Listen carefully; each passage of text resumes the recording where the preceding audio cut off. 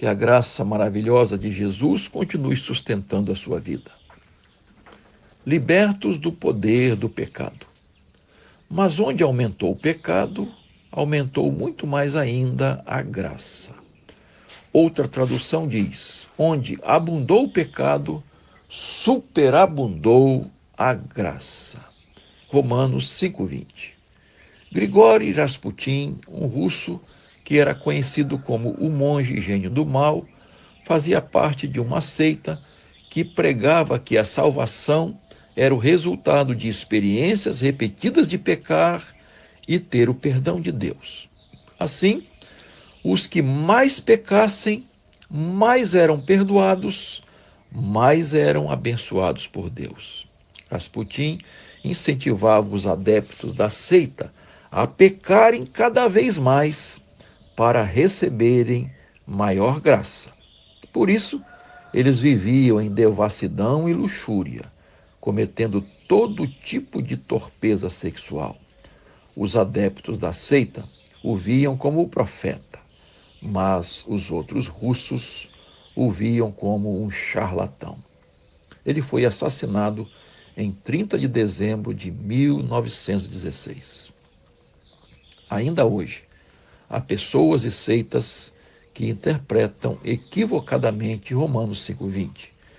Um dos princípios da hermenêutica, da interpretação correta da Bíblia, é considerar o contexto do texto.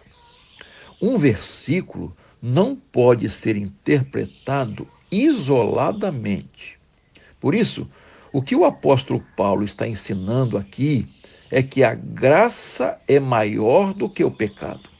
A obra de Cristo é maior do que o pecado de Adão.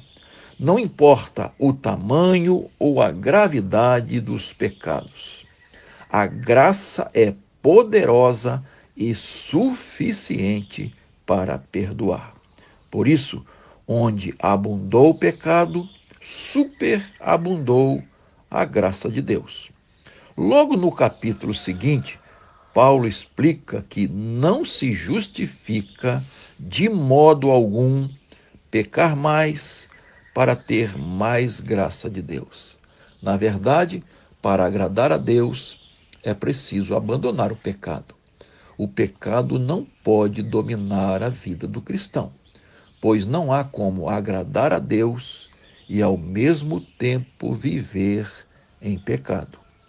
O apóstolo João, abordando esse tema, ele diz: sabemos que todo aquele que é nascido de Deus não vive em pecado, porque quem é nascido de Deus guarda a si mesmo e o maligno não pode tocar nele.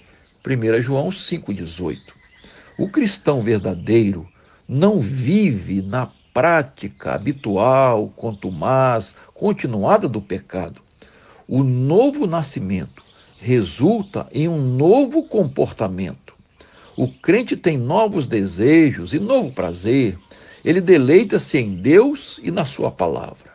O pecado e o Filho de Deus são incompatíveis. Podem encontrar-se ocasionalmente, mas não podem conviver harmoniosamente. Por isso, o cristão verdadeiro, ele vai precisar cada vez mais perseverar em busca de santificação.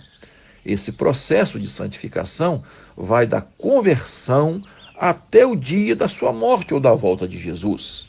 Então, vem a glorificação, quando estaremos para sempre com o Senhor. Não se iluda com os falsos mestres, que interpretam equivocadamente a Bíblia. Lute diuturnamente contra o pecado. Não ceda às tentações carnais.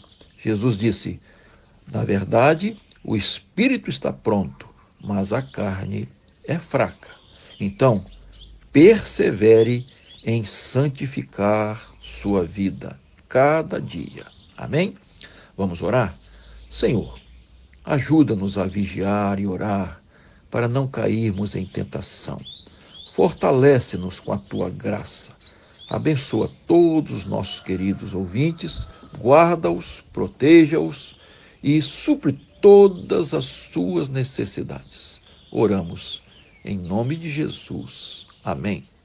Compartilhe, por favor, esta mensagem com alguém. Deus te abençoe.